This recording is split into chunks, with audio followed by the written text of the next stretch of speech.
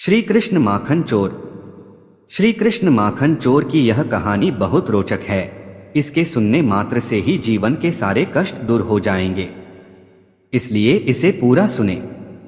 भगवान कृष्ण का अनादर ना करें, नहीं तो पाप लग सकता है। इस चैनल के माध्यम से भगवान श्री कृष्ण माखन चोर की अनमोल कहानी। भगवान श्री कृष्ण बचपन में बहुत शरारती हुआ करते थे।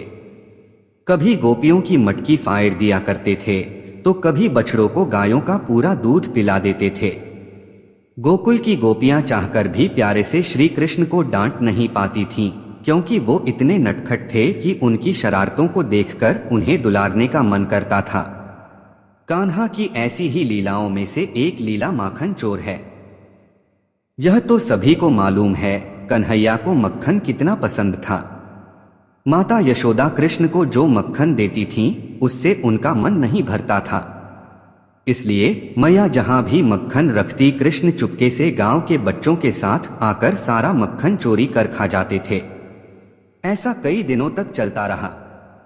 जब मैया को कुछ समझ नहीं आया कि माखन कौन चुरा रहा है, तो उन्होंने एक दिन चुपके से मक्खन से भरे छोटे छोटे घड़ों को रस्सी के सहारे ऊपर टांग दिया।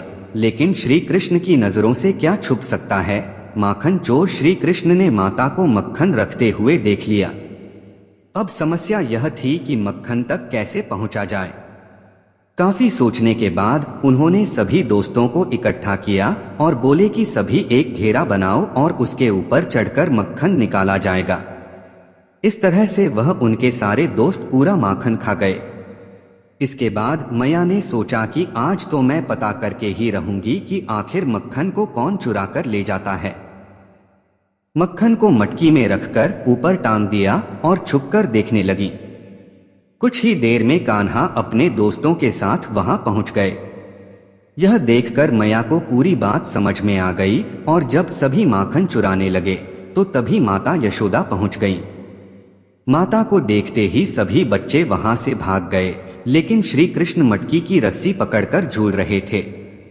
माता ने आकर उन्हें नीचे उतारा और प्यार से डांटते हुए कहा कि अच्छा, तो तुम हो वो माखन चोर जिसने मुझे बहुत परेशान किया है। कृष्ण माता को देखकर हंसने लगे और बोले, मैया मैं नहीं माखन खायो। इस पर माता बोली कि अपनी मैया से ही झूठ बोलते हो कृष्णा। कन्हैया की भोली सी सूरत देखकर और उसकी प्यारी सी बात सुनकर माता ने कृष्ण को अपने गले लगा लिया और बोलने लगी, मेरा प्यारा लाला नटखट माखन चोर। बस तभी से श्री कृष्ण को प्यार से माखन चोर कहकर बुलाया जाने लगा।